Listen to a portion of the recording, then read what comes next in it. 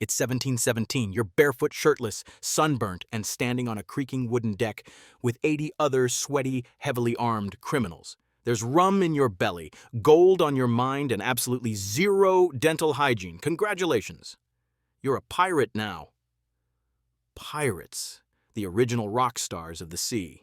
But not the Johnny Depp kind. No eyeliner, no witty one-liners, and definitely no CGI Kraken. The real-life pirate life? Dirtier, drunker, bloodier, and somehow way more fascinating. Most people think pirates just sailed around the Caribbean, said "arr" a lot, found treasure maps, and occasionally kidnapped the governor's daughter. But that's Hollywood. The truth, pirates were anarchists, ex-Navy dropouts, escaped slaves, disgruntled fishermen, and drunk sailors, all squeezed together on a floating death trap for months on end. And guess what? They liked it that way. So in this video, we're diving deep, not into the ocean, unless you got caught stealing rum, but into the real, raw, rum-soaked world of life aboard a pirate ship during the so-called Golden Age of Piracy. So you want to be a pirate? You didn't just become a pirate, you had to join a crew, and that usually meant either A, mutinying against your captain, B, getting captured and recruited, or C, being a broke sailor with no better option. There were no HR interviews. If you could hold a sword, curse like a sailor, and didn't puke during storms, you were in. But pirate life had rules, real ones. They called it the Pirate Code. Each ship wrote its own version, a set of rules scribbled by candlelight that determined how treasure would be divided, how decisions were made, what the punishment was for cheating your crewmates, spoiler not fun. And unlike most navies or merchant ships at the time, pirates were shockingly democratic. Every man on board got a vote. Even the captain could be voted out or thrown overboard if he sucked at his job. No corporate ladder here, just a plank. Let's set the scene. The ship stinks of sweat, sea salt, and something that might be rotting meat.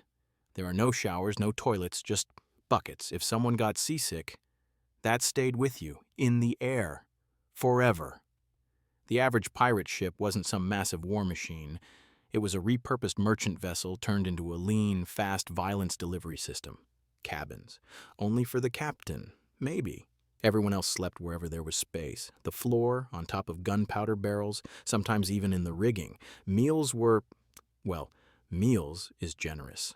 Hardtack biscuits, basically bricks made of flour, and regret-salted beef that could outlive you. Maybe dried peas if you were lucky, and rum, because scurvy doesn't matter when you're drunk.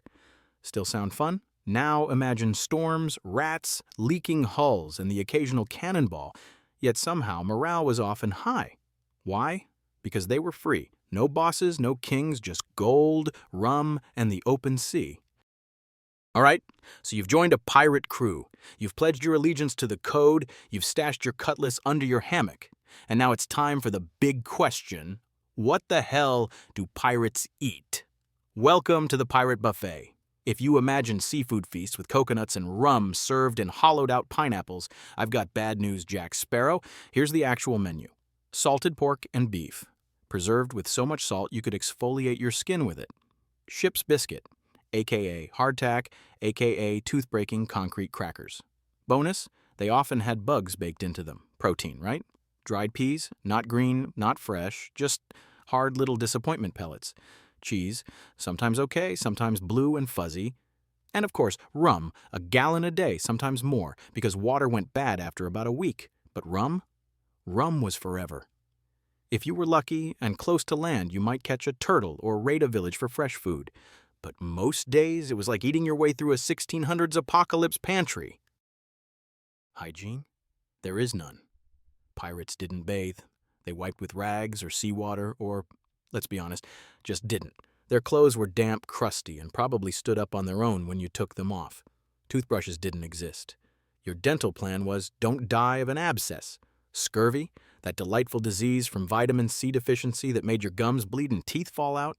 Oh yeah, very popular on the high seas. Some pirates thought it was caused by cursed air. Others figured rum would fix it. But it didn't.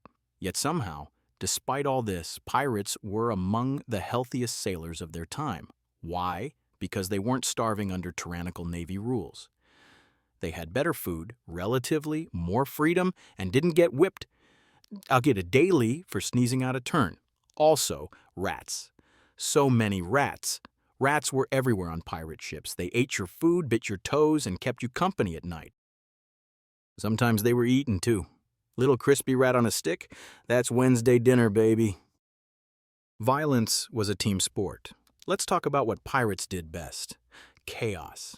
Most pirate ships weren't prowling for buried treasure. They were hunting merchant ships. Why dig for gold when you can just steal it?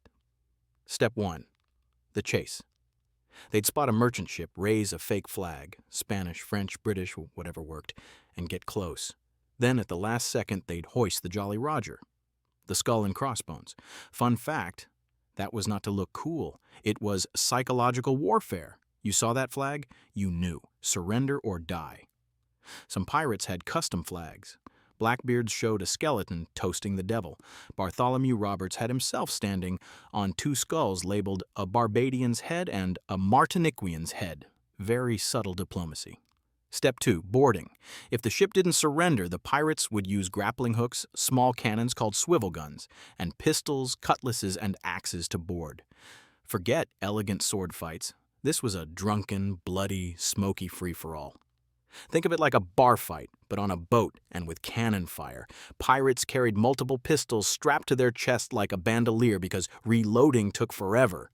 So, shoot once, drop it, pull another. It was the pirate version of speed-running violence.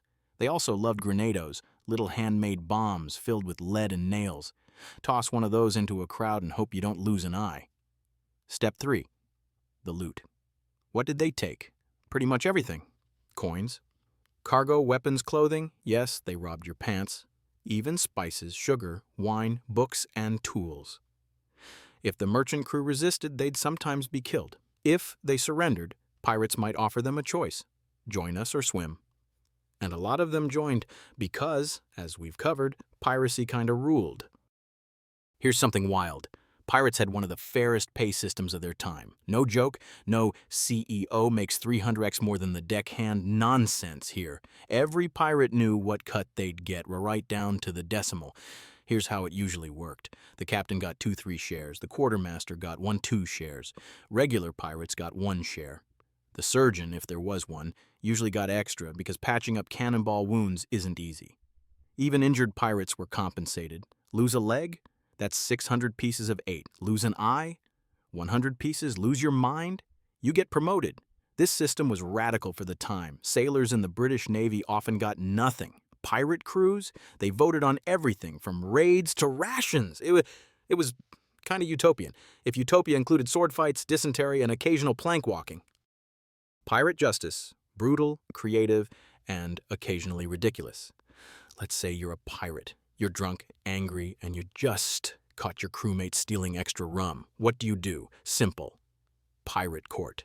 Yes, that's a real thing. Even though pirate life sounds like total chaos, they had strict rules.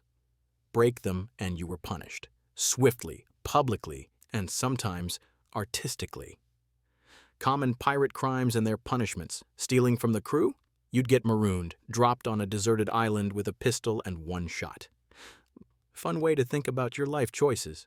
Falling asleep during watch could mean a whipping or being tied to the mast. Murdering a crewmate. Execution, fast and brutal. Cheating during gambling games. Fingers cut off, being annoying on purpose. Okay, that one probably just got you extra chores. Now, marooning sounds romantic in movies, but in reality, it was a death sentence. Imagine baking on a beach with nothing but coconuts and your regrets. But here's the thing, punishments weren't about being cruel. They were about keeping order in a lawless society. A pirate ship was like a floating democracy armed with swords. You needed rules, or you ended up with mutiny every other Tuesday, and pirate ships had no jails, so either you got punished on the spot or you got thrown overboard. No appeals court, no lawyers, just a very angry guy with a cutlass.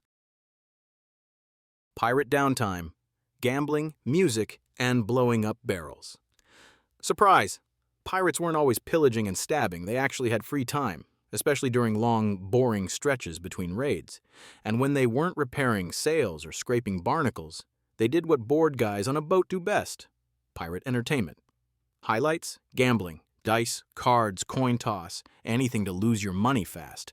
Cheating was common, so were fights about cheating. Music. Some pirates brought fiddles, drum, or even bagpipes. Singing sea shanties was a group therapy session, but louder. Storytelling. Usually about ghosts, sea monsters, or the one time someone swore they saw a mermaid. Swordplay practice, because you never know when someone's going to swing at your face.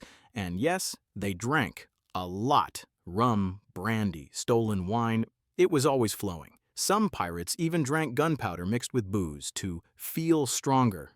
Spoiler, they mostly just felt dead. But downtime wasn't just fun and games. They also maintained the ship, cleaned weapons, and prepared for the next ambush. It was like working at a chaotic startup, but with more amputations. The death of the pirate dream. The Golden Age of Piracy didn't last forever. In fact, it burned bright and fast, like a fire made of cannon powder and rum. By the early 1700s, major navies had had enough. Britain, Spain, France, even the Dutch began aggressively hunting pirates down. They passed harsh anti-piracy laws, hired pirate hunters, and offered pardons.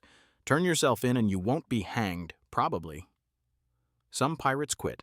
Others tried to go straight, most refused, and were eventually captured, tried, and executed. Famous endings. Blackbeard was hunted down and beheaded in 1718 after a legendary final stand. They displayed his head on a pike. Metal.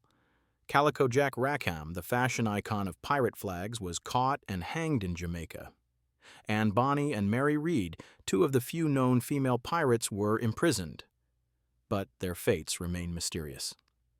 By 1730, piracy in the Atlantic had mostly collapsed. The ocean went quiet, the Golden Age was over, but the legends, they stuck around.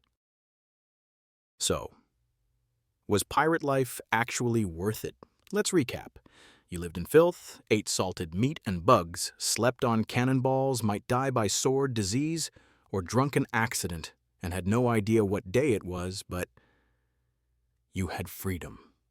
You voted on your captain, you shared the loot, and if you were lucky, you could become a legend. Pirates weren't just thieves, they were rebels, outcasts, survivors. They built a society without kings, without corporations, without bosses. They didn't want to rule the seas, they wanted to escape the rules entirely.